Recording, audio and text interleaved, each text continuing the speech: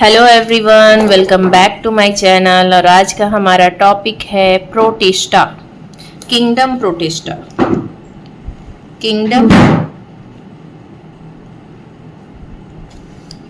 Protista ये किस तरह के होते हैं? ये होते हैं एक कोशिकीय, मतलब कि एक कोशिका के बने होते हैं, यूकैरियोटिक होते हैं।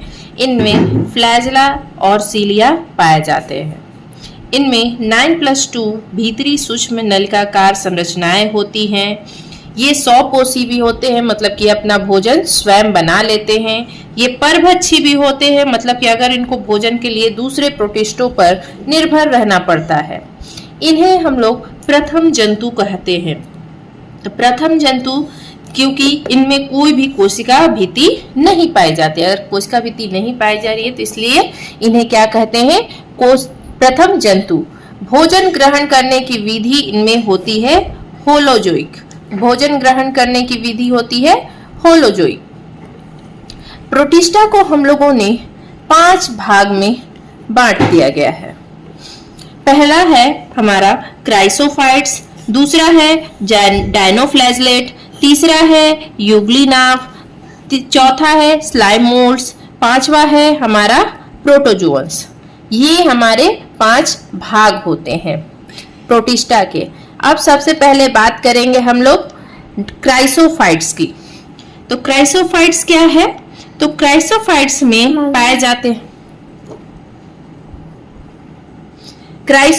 में पाए जाते हैं डायटम्स और सुनहरे शैवाल। ये कहाँ पाए जाते हैं? तो ये समुद्र तथा सादे पानी में पाए जाते हैं।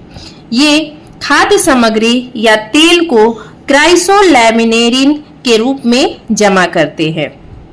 ये प्रकाश संश्लेषण की प्रक्रिया करती है, क्योंकि हमारा जो प्रोटिस्टा है वो 100 कोशी भी होता है, इसलिए वो अपना भोजन स्वयं बना लेता है, मतलब कि प्रकाश संश्लेषण की प्रक्रिया कर लेते हैं।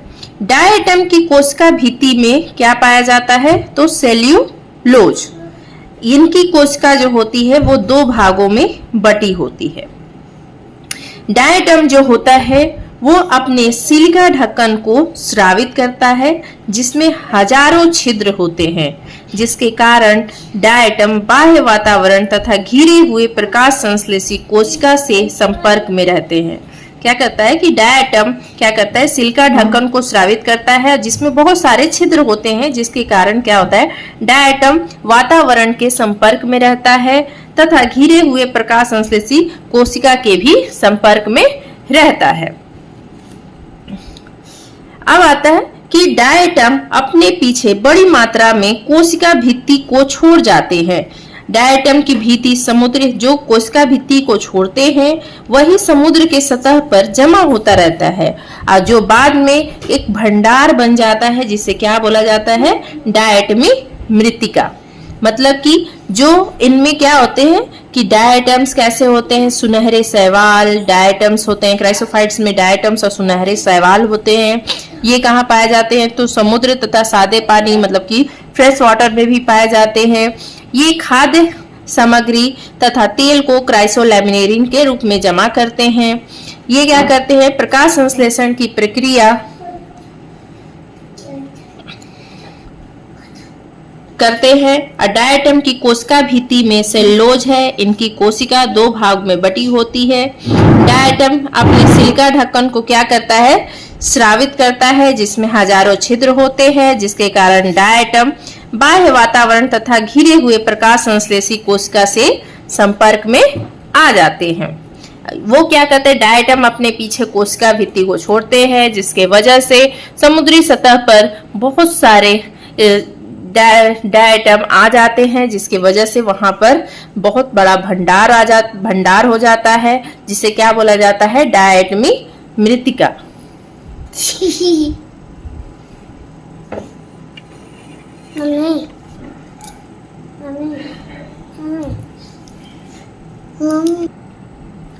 दूसरा है हमारा डायनोफ्लैजलेट। डायनोफ्लैजलेट जो होते हैं वो समुद्री शैवाल होते हैं। ये प्रकाश संश्लेषी होते हैं। इनकी जो भित्ति है, सेल्यूलोज की भित्ति प्लेट में विभक्त होती है। इसमें 2 फ्लैजला होते हैं, एक होता है एक लंबाई की दिशा में होता है तथा दूसरा प्लेट के खांचों के बीच अनुप्रस्थीय होता है। इनका जो रंग होता है वो पीला, हरा, भूरा, नीला तथा लाल होता है। तो ये रहा डायनोफ्लैजलेट। ठीक है, इसके बाद आता है युग्लिनाभ। ये एक कोशिकीय मुक्त जीवी होते हैं। ये फ्लैजला की मदद से इधर उधर आते जाते हैं। इनमें कोशिका भित्ति नहीं होती है, परंतु इनमें कोशिका भित्ति के जगह पर एक पेक्टिन युक्त आवरण होता है जिसे क्या बोलते हैं हम लोग, पेलिकिल। ठीक है, इनमें 2 फ्लैजला होते हैं जो क्या होते हैं, असमान होते हैं। असमान इन द सेंस कि एक होगा हमारा बड़ा और दूसरा होगा हमारा छोटा। ये स्वपोषी और परपोषी दोनों होते हैं। स्वपोषी और परपोषी मतलब कि अपना भोजन स्वयं बना भी सकते हैं और दूसरों पर निर्भर भी रह सकते हैं। इनमें जो पिगमेंट्स पाए जाते हैं वे अन्य पौधों पर पाए जाने वाले वर्णक के ही समान होते हैं। तो ये था हमारा युग्लिनाभ। अब आता है स्लाइम मोल्ड्स। ये भूमीय जीव होते हैं जो नम स्थानों पर पाए जाते हैं। क्या होते हैं, स्लाइम मोल्ड्स भूमीय जीव होते हैं और नम स्थानों पर पाए जाते हैं। ये परपोषी होते हैं, लेकिन परपोषी में भी ये कैसे होते हैं, मृतोजीव मतलब कि मृत जीवों पर अपना भरण पोषण करते हैं।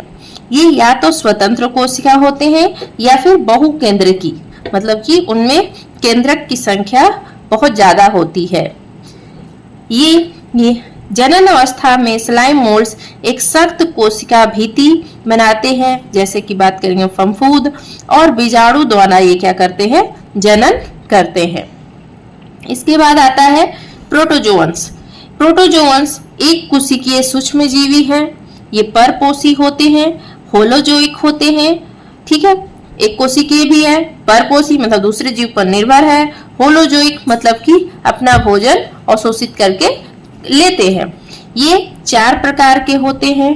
पहला हमारा हो जाता है अमीबॉयड प्रोटोजोअन्स।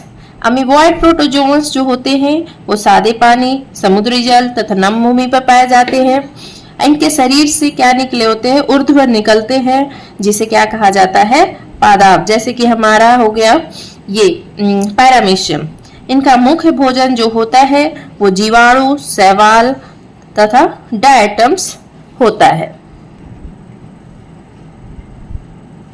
समुद्री एमीबॉयड परजीवी के रूप में मनुष्य में रहते हैं। जो समुद्री एमीबॉयड है वो परजीवी के रूप में मनुष्य के अंदर रहते हैं, जैसे कि हमारा हो गया एंट अमीबा हिस्टोलिटिका। मनुष्य की आंत में कोशिकाओं को संक्रमित करता है और अमीबी पेचिस का पैदा कर देता है, मतलब अमीबी पेचिस बीमारी पैदा कर देते हैं। दूसरा होता है आपका फ्लैजिलेटेड प्रोटोजोअन्स। फ्लैजिलेटेड प्रोटोजोअन्स क्या है, तो ये एक परजीवी है और स्वतंत्र जीवन व्यतीत करते हैं। इनमें फ्लैजिला विद्यमान रहता है, जिसकी वजह से एक जगह से दूसरी जगह जा पाते हैं।